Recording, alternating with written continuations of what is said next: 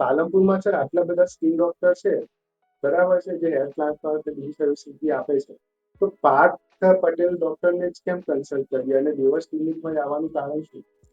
કારણ કે આપણે દિવસ સ્કિન ક્લિનિકમાં વન રૂફ નીચે બધું સોલ્યુશન આપી રહ્યા છે. બધી જ પ્રકારના લેઝર્સ કરી રહ્યા છે, બધી જ પ્રકારના સ્કિનની તકલીફોના જે સોલ્યુશન્સ કરી રહ્યા છે, દરેક પ્રકારના સ્કિનના રોગોના નિદાન કરી રહ્યા છીએ, ટ્રીટમેન્ટ આપી રહ્યા છીએ, દરેક પ્રકારના લેઝર્સ અવેલેબલ છે આપણી ત્યાં.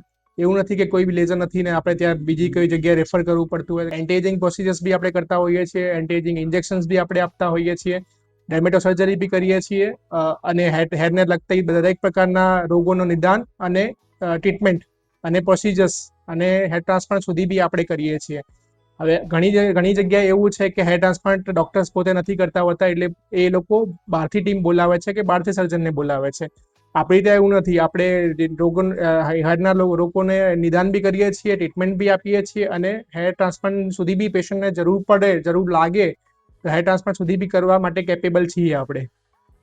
ઓકે સર, બીજો ક્વેશ્ચન એ છે કે આજનું જે યુથ છે ને, એમનો મેજર ફોકસ એવો હોય છે કે ઓનલાઈન કોઈ પ્લેટફોર્મ જોયું, બરાબર છે, જેમ કે જોયું, અને ત્યાંથી એ લોકો કોઈ બી દવા કે ટ્રીટમેન્ટ સ્ટાર્ટ કરી દેતા હોય છે. તો પછી સ્કિન સ્પેશિયાલિસ્ટ જોડે આવવાનું કારણ શું? હવે કેવું છે, ઓનલાઈન કન્સલ્ટેશનની વાત કરીએ તો ઓનલાઈન કન્સલ્ટેશન આપણે બી કરીએ છીએ, પણ ઓનલાઈન કન્સલ્ટેશનમાં કેવું છે, અમુક પ્રકારે લિમિટેશન આવી જતું હોય છે, અમુક રોગો માટે લિમિટેશન આવી જતું હોય છે. જે આપણે આ લેપટોપમાં જોઈ શકતા હોય કે ટ્રાઇકોસ્કોપી જે કહેતા હોઈએ છીએ, ટ્રાઇકોસ્કોપમાં આપણે અંદર ડીપમાં જોઈ શકતા હોઈએ, પેશન્ટ જ્યારે અવેલેબલ હોય ત્યારે એ જોઈ શકાય છે કે અમુક લીઝન્સ કે અમુક સ્કિનના રોગો છે એ જોઈને જ સમજ પડતી હોય છે.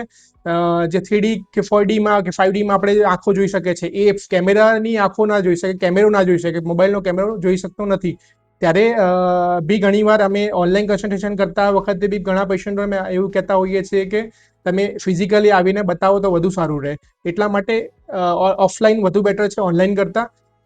સ્ટીલ અમે ઓનલાઈન બી કરતા હોઈએ છીએ, પણ ઓફલાઈન વધુ બેટર રહેતું હોય છે. બીજું કે ટેલર મેડ પદ્ધતિ જે અમુક ઓનલાઈન છે કરે છે, અમુક ઓનલાઈન કન્સલ્ટેશન કરતા હોય છે, બહુ ફેમસ વેબસાઇટ્સ છે, ફેમસ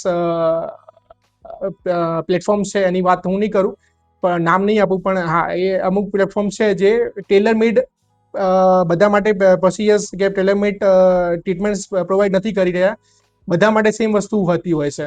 એટલે definitely better to consult dermatologist, જે તમને પૂરી રીતે નિદાન કરીને, સરખી રીતે જોઈને અને ટ્રીટમેન્ટ તમારા પ્રમાણે તમને શું જોઈએ છે, તમને શું અપેક્ષા છે, પ્રમાણે કરતા હોય છે. એટલે ડેફિનેટલી ઓફલાઈન અને ડર્મેટનો ઓપિનિયન લેવું બધું બેટર રહેતું હોય છે. હેર લોસીસના ઇશ્યુ થતા હોય છે ત્યારે લોકો શું કરે છે, ઘર ઉપચાર કરે છે, બરાબર છે, કે કોઈ લોટ લગાવી દે કે કોઈ એવી ટ્રીટમેન્ટ હોય એ લગાવી દે, તો શું એનાથી વાળનું નુકસાન થઈ શકે? હા, ડેફિનેટલી થઈ શકે. અમુક ઉપચાર સારા છે. ધારો કે ઉંદરીમાં આપણે ઓનિયન લગાવીએ છીએ તો એ ઇરિટેશન તરીકે વર્ક કરે છે. તો હા, ડેફિનેટલી ઉંદરીમાં ઓનિયન ઓઇલ વર્ક કરે છે, પણ જ્યારે હેરિડિટરી છે કે એન્ડ્રોજેનેટિક એલોપેશિયા છે, એજીએ છે, મેલ પેટર્ન હેર લોસ છે કે ફિમેલ પેટર્ન હેર લોસ છે, એમાં એ વર્ક નથી કરતું. તો ડેફિનેટલી અમુક વસ્તુ વર્ક કરે છે, અમુક વસ્તુ વર્ક નથી કરતી. હવે બેટર કે ડર્મેટોલોજીસ્ટ એને ડિસાઇડ કરે કે કયા પ્રકારનું હેર લોસ છે, કયા સ્ટેજિંગમાં છે, કયા સ્ટેજમાં છે, તો એ પ્રમાણે દરેક પેશન્ટ માટે અલગ અલગ ટેલર મેડ પ્રોસિજર્સ આવતી હોય છે કે ટેલર મેડ ટ્રીટમેન્ટ આવતી હોય છે. તો પછી એ એકચ્યુઅલીમાં જોઈને જ વધુ આઈડિયા આવે કે કોને શું કન્સર્ન છે અને એને એ પ્રમાણે એને ટેકલ કરી શકાય. અને સર, એવી કઈ કઈ ટ્રીટમેન્ટ છે કે જે હું દિવસ ક્લિનિકમાં આવીશ તો મને સારી રીતે એનું સોલ્યુશન બનશે? આપણે ત્યાં સ્કિનની લેઝર્સ, દરેક પ્રકારના લેઝર્સ છે. ક્યુસિચ લેઝર છે આપણી જોડે, એનડીઆર ક્યુસિચ લેઝર, જે પિકો લેઝર બી કહેતા હોઈએ છીએ, એ લેઝર આપણી ત્યાં અવેલેબલ છે, જે આપણે ટેટુ નીકળવા માટે કામ કરે છે, કાર્બન ટોનિંગમાં કામ કરે છે, એટલે કે સ્કિનની લાઇટનિંગ માટે, મેલેનોસાઇટ્સને કમ કરવા માટે, ઓછું કરવા માટે કામ કરતું હોય છે. એટલે આપણે જે જોતા હોઈએ છીએ ડેલી રૂટીનના પિગમેન્ટેશન થતી હોય છે, ટેનિંગ થતી હોય છે, એને રિમૂવ કરવા માટે, ગ્લો લાવવા માટે મદદ કરે છે. અમુક પ્રકારના લાખું હોય છે એમાં વર્ક કરે છે. એન્ટી એજિંગ તરીકે વાત કરીએ તો એપ્સ્યુટો લેઝર છે આપણી જોડે, જે સ્કારમાં બી કામ કરે છે. ડીપ સ્કાર હોય, ઊંડા જે ખીલના ડાઘા રહી ગયા હોય એમાં બી કામ કરે છે. અને ઉપસેલા જે કે હાઇપરટ્રોફિક સ્કાર કે કિલોઇડ સ્કાર કહેતા હોઈએ છીએ એમાં બી કામ કરતું હોય છે.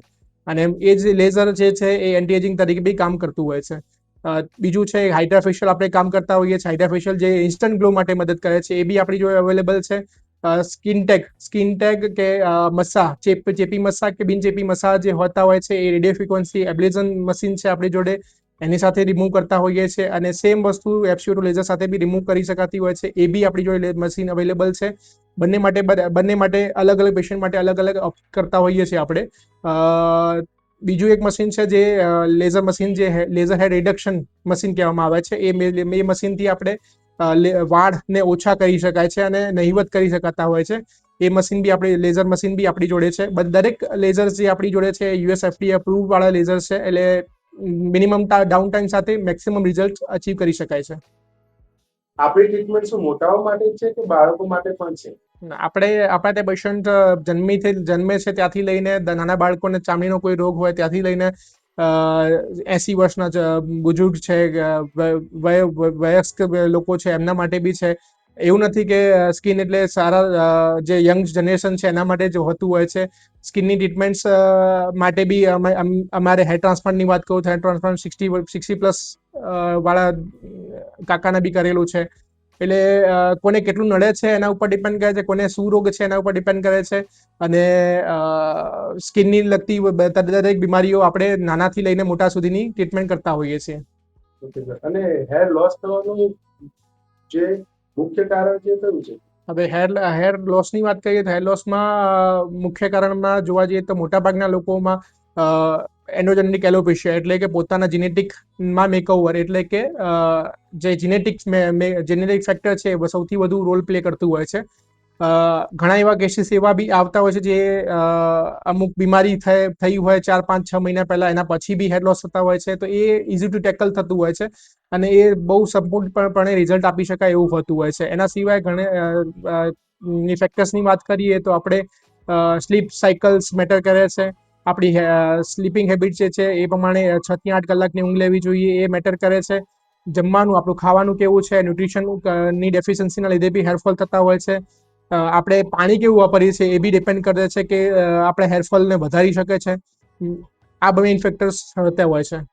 અને સર આજે આપણે જોઈએ ને તો સામાન્યતઃ લોકોના મનમાં પ્રશ્ન હોય છે કે જે ટ્રીટમેન્ટ કરાવીએ છીએ, ચાહે હેર ઉપર હોય કે સ્કિન ઉપર હોય, એ કરાવવાથી કેન્સરના પ્રોબ્લેમ થઈ શકે છે. તો આમાં કેટલી હકીકત છે? પહેલા કેવું છે, આ એકદમ મિથ છે જે લોકો દ્વારા ડેવલપ કરવામાં આવ્યું છે. કોઈ બી ડોક્ટર ડર્મેટોલોજીસ્ટને પૂછશો તો ના, એવું નથી. લેઝર્સ બહુ એડવાન્સ થઈ ગયા છે. હવેના લેઝર્સ બહુ એડવાન્સ થઈ ગયા છે અને એ ખોટી વસ્તુ છે. ઓકે. અને એ શું આંખોમાં જાય તો એનાથી કોઈ પ્રોબ્લેમ થઈ શકે લેઝરથી? હા, ડેફિનેટલી. અમે જ્યારે બી લેઝર્સ કરતા હોઈએ છીએ, જ્યારે ફેસનો ભાગ કવર કરતા હોઈએ છીએ, ત્યારે પેશન્ટની આંખોને બંધ કરતા હોઈએ છીએ. શિલ્ડ આવતી હોય છે, એનાથી આઈ શિલ્ડથી બંધ કરતા હોઈએ છીએ આંખો, જેથી કરીને કિરણો આંખોમાં જાય નહીં અને નુકસાન ના પહોંચાડે. એના માટે જે થતા દરેક પદ્ધતિ હોતી હોય છે, જે કેર કરવી પડતી હોય છે, બધી જ કેર અમે કરીને કરતા હોઈએ છીએ. અને સર થીન થયા પછી સ્કિન ઉપર ખાડા પડી ગયા છે, તો શું લેઝર ટ્રીટમેન્ટ કરાવવાથી ઓછા થઈ શકે છે? ડેફિનેટલી. ખાડા કેવી વસ્તુ છે કે સારા એવા પ્રમાણમાં ઓછા કરી શકાય છે. લેઝર્સ બેઝિકલી સૌથી સારું ઓપ્શન છે કે આપણે ખીલના ખાડા માટે ઓપ્શનમાં વિચારતા હોઈએ છીએ કે કરતા હોઈએ છીએ. કોઈ બી પ્રકારની એવી ટ્યુબ નથી કે જે ખીલના ખાડાને પૂરી શકતી હોય છે. એટલે જ્યારે બી ખીલના ખાડાવાળા પેશન્ટ આવે છે તો એના માટે અમે લેઝર્સ ઓપ્શનમાં આપતા હોઈએ છીએ. પ્લસ ડર્મા રોલર છે, ડર્મા પેન છે, વિથ ઓર વિધાઉટ PRP બી કરતા હોઈએ છીએ. બીજી વસ્તુ બી હોતી હોય છે જે આપણે કરી શકતા હોઈએ છીએ. જેમાં ડર્મેટો સર્જરીમાં વાત કરીએ તો સબસિઝન કરતા હોઈએ છીએ. પંચ એલિવેશન એટલે કે ચામડીને લઈને ઉપર મૂકવી, એ બી ઓપ્શન કરતા હોઈએ છીએ. TCA ક્રોસ બી કરતા હોઈએ છીએ. એટલે ડિપેન્ડ કરે છે કેવા ખાડા છે અને કેવા સ્કાર છે, એ પ્રમાણે આપણે એને ટ્રીટ કરતા હોઈએ છીએ. અને આજના યુગમાં એ પણ જોવા આપણને મળ્યું છે કે ડોક્ટર ક્વિકલી ચેન્જ કરી નાખે છે કે ત્રણ ટ્રીટમેન્ટ લીધી, કોઈ આપણને રિઝલ્ટ ના મળ્યું અને પછી આપણે ડોક્ટર ચેન્જ કરી દીધા. તો શું આ હેબિટ સારી છે? ડેફિનેટલી નહીં. અમુક રોગ એવા છે કે અમુક કન્ડિશન એવી છે કે જેમાં વાર લાગતી હોય છે. ડેફિનેટલી તમારા ડૉક્ટર્સ જે પ્રમાણે પ્રિસ્ક્રાઇબ કરે છે, ડૉક્ટર તમને જે પ્રમાણે જણાવે છે એ પ્રમાણે ડૉક્ટરને ટ્રસ્ટ આપીને, ટ્રસ્ટ રાખીને એમને જોડે પૂરેપૂરી ટ્રીટમેન્ટ લેવી જોઈએ, જેથી કરીને આપણે મેક્સિમમ બેનિફિટ લઈ શકાતા હોય છે. અમુક વાર પેશન્ટો અમુક વાર ડૉક્ટર્સ કેવું કરે છે કે ધીમે ધીમે ડોઝ વધારતા હોય છે. ચાહે દવાની વાત કરીએ, ચાહે લેઝર્સની વાત કરતા હોઈએ, ત્યારે તમારે સ્કિનને ડિપેન્ડન્ટ કે તમે પહેલા શરૂઆતમાં ઓછો પાવર રાખતા હોય છે અને પછી તમે કેવું રિએક્ટ કરે છે, તમારી ચામડી કેવું રિએક્ટ કરે છે એ પ્રમાણે પાવર વધારતા હોય છે. એટલે શરૂઆતમાં પીરિયડમાં ઘણીવાર એવું બી થતું હોય છે, જ્યારે ઓછો પાવર રાખેલો હોય ત્યારે થોડું ઓછું રિઝલ્ટ મળતું હોય છે, પણ એ તમારી ચામડી માટે શું થશે કે નહીં એ માટે ડૉક્ટર એ પ્રમાણે કરતા હોય છે. તો ડેફિનેટલી તમારા ડૉક્ટર જે બી ટ્રીટમેન્ટ જેની જોડે ટ્રીટમેન્ટ ચાલી રહી છે એમને પૂછો કે કેટલો ટાઈમ લાગવાનો છે. એ પ્રમાણે તમારે ડૉક્ટર ચેન્જ કરવો કે કેમ એ ડિસિઝન પછી લેવું જોઈએ. જે ડૉક્ટરે કહેલો છે એટલો ટાઈમ લાગવાનો છે દરેક વસ્તુમાં, એટલે એ વસ્તુ ખોટી છે કે આપણે 2 મહિનાનો 3 મહિનાનો ટાઈમ આપેલો છે તો તમે રિઝલ્ટ એક્સપેક્ટ કરી શકો છો ડેફિનેટલી 1 મહિનામાં, પણ એવું નથી કે જાદુ થઈ જવાનો છે અને 10 દિવસમાં સરખું થઈ જવાનું છે, નહીંતર પછી 2 થી 3 મહિના ડૉક્ટર કહે જ નહીં તમને. Okay sir. અને મારે ઓપીડી માટે તમને મળવું હોય તો યસ. પાલનપુરમાં ક્યારે આવી શકું? આપણો ટાઈમ છે આપણો સમય છે સોમથી લઈને શનિમાં આપણે ઓપન રહેતા હોઈએ છીએ. સોમથી શનિમાં ટાઈમિંગ આપણો 10 થી 2, સવારના 10 થી બપોરના 2 અને સાંજના 5 થી 8 માં આપણો ટાઈમિંગ હોય છે. પ્રોસિજર માટે પ્રાયોરલી અપોઇન્ટમેન્ટ લેવામાં આવે તો વધુ બેટર રહેશે, કારણ કે પછી ભીડ જે છે કે અપોઇન્ટમેન્ટ બીજાને આપીને એ રીતે આપણે ટેકલ કરતા હોઈએ છીએ, કે જેથી કરીને એક સાથે રશ ના આવી જાય એટલા માટે.